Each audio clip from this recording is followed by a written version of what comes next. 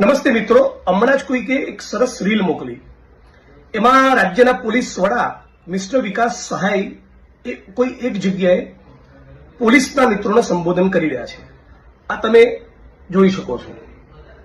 અને આ સંબોધનમાં એમણે એવું કહ્યું છે કે કોઈ પણ બહારનો માણસ એ પોલીસના કોઈ પણ કર્મચારીઓ ભૂલ કરે તો વહીવટી રીતે ડિપાર્ટમેન્ટલી આપણે જોઈ લઈશું. બહારના કોઈ પણ માણસની વાતને તમારે ટોલરેટ કરવાની નથી. અને પછી આની નીચે જે કોમેન્ટ્સ આવી છે એ કોમેન્ટ્સ હું વાંચું છું. પહેલી કોમેન્ટમાં લખ્યું છે કે જિગ્નેશ મેવાણી સાચા છે અને એને લાઈક કરનારા 271 છે. બીજી કોમેન્ટમાં તમારી જવાબદારી જે છે એ નિભાવો, બીજેપીના 100 ના બનો, ગંદો શબ્દ છે, સાહેબ માટે નહીં સારો લાગે. ત્રીજી કોમેન્ટમાં ફરી લખ્યું છે કે જિગ્નેશ મેવાણી સાચા છે. ચોથી કોમેન્ટમાં લખ્યું છે મલાઈ માટે બધાને ટાઈમ છે પણ દારૂ ડ્રગ્સ બંધ કરાવવા માટે નથી.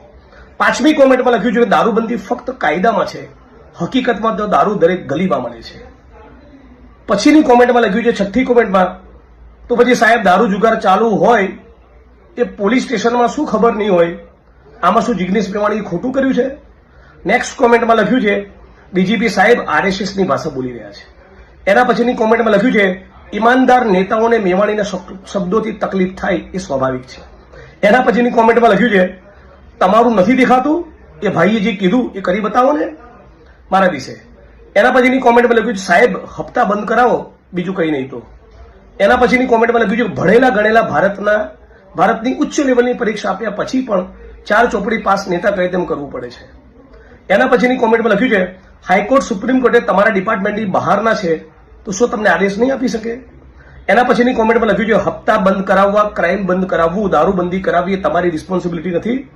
એના પછીની કોમેન્ટમાં લખ્યું છે નશીલા પદાર્થ બંધ કરાવો, આતંકવાદીઓ કરતા પણ વધુ જીવ લે છે આ નશો.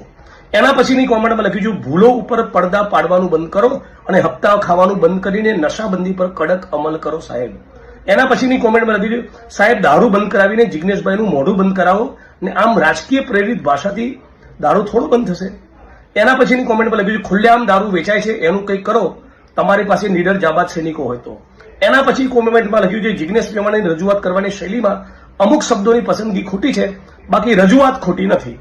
એના પછીની કોમેન્ટમાં લખ્યું છે તમારી બધી વાત સાચી સર, પરંતુ તમારા ખાતાના અધિકારીઓને પણ ટ્રેનિંગ આપો જરા કે સામાન્ય નાગરિકો જોડે કઈ રીતે વાત કરવી.